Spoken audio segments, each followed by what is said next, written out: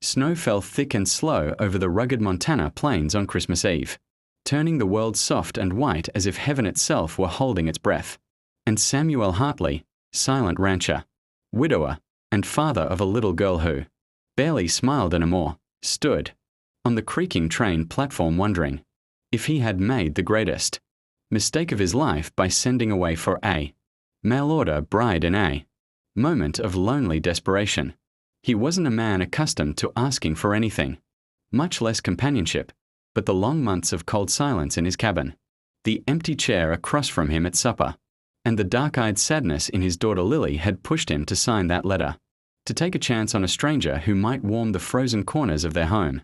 Yet when the train screeched into the station, and steam billowed like ghosts, rising from the tracks, he never expected the woman who stepped down, pale, trembling, dressed in a threadbare coat, clutching a small case in one hand and her rounded belly, with the other, as if she were holding the last fragile hope left in her heart.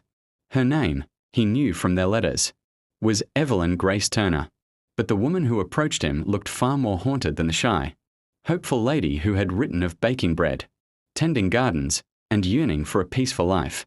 And when her eyes met his, wide with fear and something like apology, Samuel felt the world shift under his boots, because he understood, in an instant, that the child she carried, full and nearly due, was not his, and not a detail she had confessed in her letters. Yet instead of anger, he felt something colder, heavier.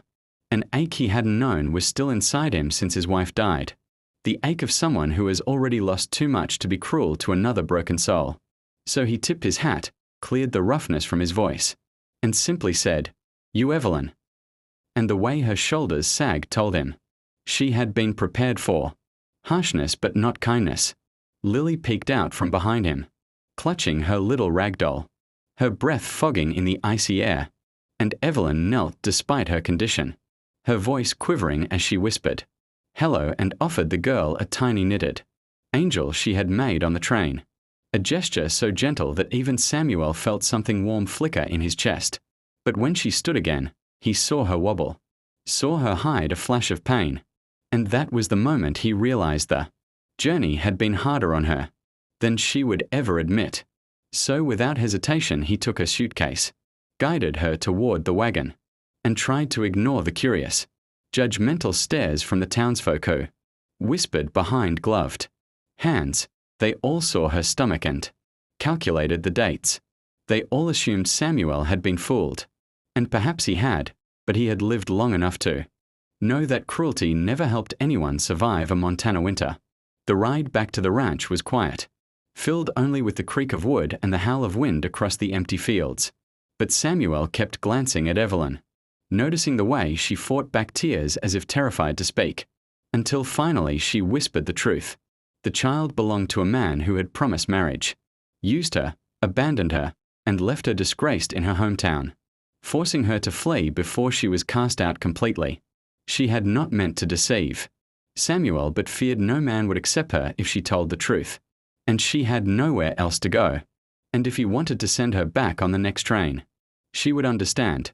But before she could finish, Samuel stopped the wagon, turned to her with a steadiness he hadn't felt in years, and said words that would carve themselves into both their lives. A child is never at fault for the sins of a man, and no woman deserves to face winter alone. And Evelyn cried then, silently, as snowflakes melted on her cheeks.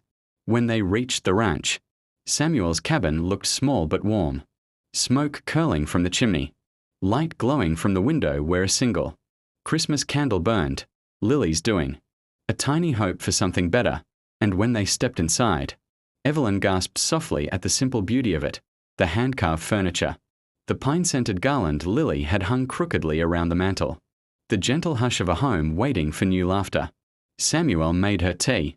Lily showed her the tiny wooden horse she'd been carving as a surprise for her father. And for the first time since stepping off the train, Evelyn smiled.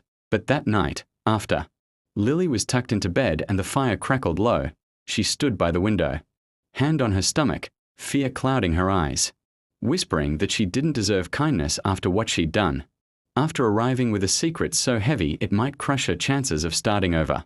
Yet Samuel moved beside her, his voice rough but sincere as he told her that forgiveness wasn't something earned but something given freely, especially on Christmas Eve, and that the ranch had room for one more heartbeat, maybe two, and he would not turn her away. As the wind howled outside and snow blanketed the world in white, Evelyn felt something she hadn't felt in months, a sense of safety, of belonging, of being seen not as a burden but as a woman who had survived hardship and still dared to hope.